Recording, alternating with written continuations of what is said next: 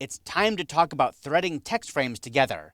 I'm going to zoom in on this lower part of this page, and I can see a little red plus sign at the bottom of this text frame. In fact, if I select the text frame, it becomes more obvious. That red plus sign inside the red box means that there's more text than can fit inside that frame. So what are we going to do about it? Well, we could make the text frame bigger, but in this case, we want the text to flow onto the next column over here. So the trick here is to thread one frame to another. I've already made a text frame here in this document. It's an empty frame, and I want to thread the text from here to here.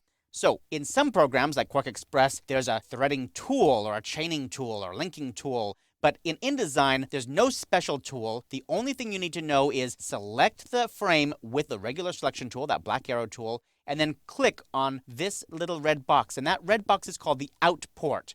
The out port right now is red, but as soon as I click on it, it turns into a threading port, a little blue box with a little triangle in it.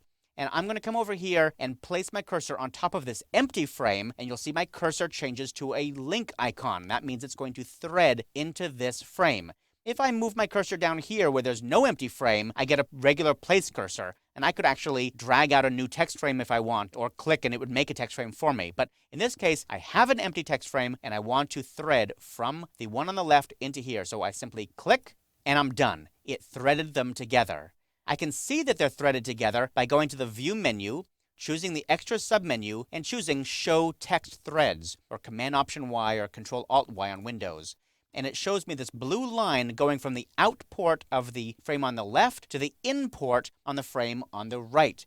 So every text frame has an out port and an in port, and that is what we're going to be using to thread some more of these. I'm going to zoom back here with the Command minus or Control minus on Windows a couple times. Let's try it again. I'm going to create a new text frame with a type tool. I'll simply drag out a frame to fill this column here, and then I'll go back to the selection tool. I could have pressed the escape key. That would have been more efficient. Choose the frame that is coming to, click on the out port, click on the frame itself. I don't have to try and find its in port. Just click anywhere inside the frame, and they are threaded now. Pretty good. Now let's thread it even faster. Instead of creating a text frame first, I'll simply load the place cursor by clicking on the out port here, and then drag out with my place cursor a new frame. There, I'm done. Pretty good. Now what if I made a mistake? What if I don't actually want to thread these together?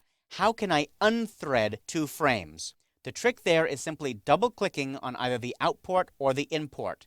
Here, I'll double-click on the in port and it unthreads. So the frame is still here, but it's no longer threaded.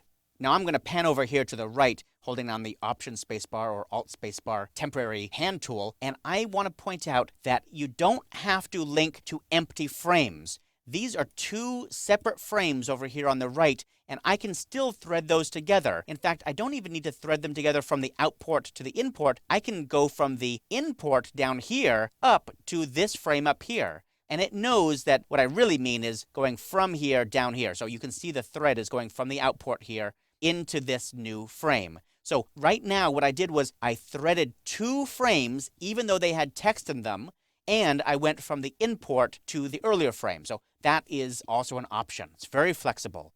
By the way, some people call this linking text frames, but linking means something different in InDesign. It means maintaining a link to files on your hard drive so that if they change, InDesign changes too.